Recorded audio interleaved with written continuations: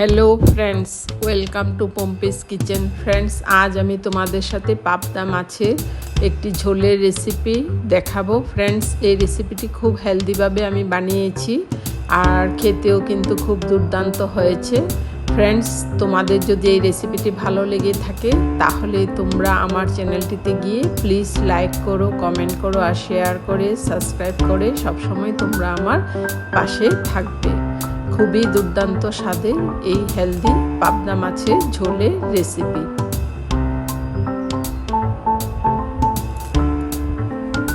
Friends, তাহলে চলো এবার চটজলদি বানিয়ে ফেলি।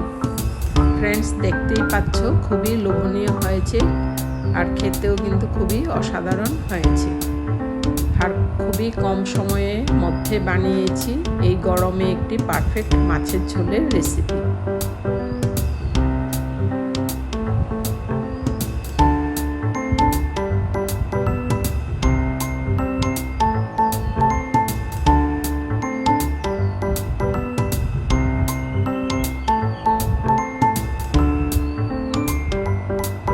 ফ্রেন্ডস, এবার আমি প্রথমে কড়াই বসিয়ে গরম করে নিয়েছি, তাতে সরষের তেল দিয়েছি। দিয়ে আমি পাবদা মাছগুলো আগে থেকে কেটে ধুয়ে নুন আর হলুদ মেখে রেখেছিলাম। এবার আমি মাছগুলো এক এক করে ভেজে তুলে নিচ্ছি। ফ্রেন্ডস, মাছগুলো খুব কড়া করে ভাজবো না, একটু হালকা করে ভেজে তুলে নিচ্ছি।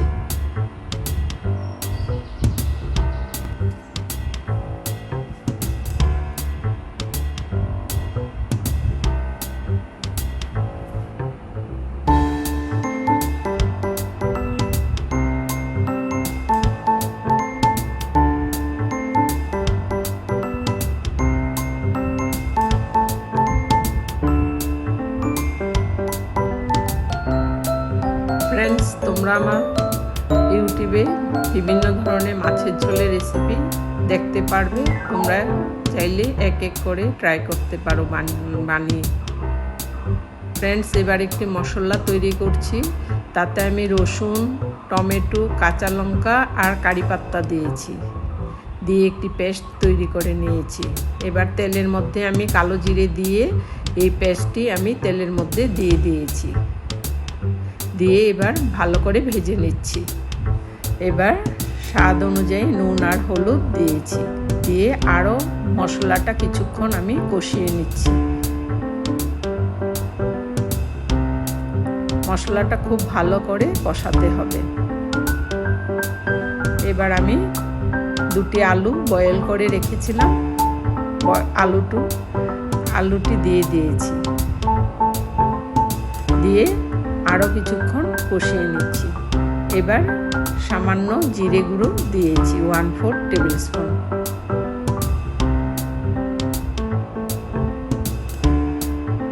দিয়ে আমি 2 কাপের মতো জল দিয়ে ভালো করে সেদ্ধ করে নিচ্ছি। এবার আমি ভেজে রাখা মাছগুলো ঝোলের মধ্যে দিয়ে দিয়েছি। ফ্রেন্ডস, আমি খুবই কম তেল কম মশলা ইউজ করেছি।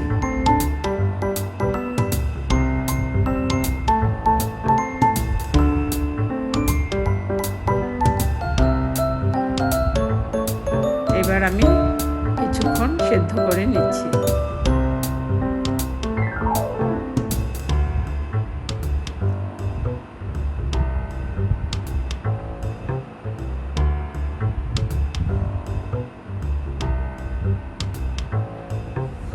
ফ্রেন্ডস, আমার মাছের ঝোলের রেসিপি কমপ্লিট হয়ে গেছে। ফ্রেন্ডস, এতক্ষণ আমার সাথে থাকার জন্য তোমাদের সবাইকে অসংখ্য ধন্যবাদ। আবার আসবো আরেকটি নতুন ধরনের ভিডিও নিয়ে।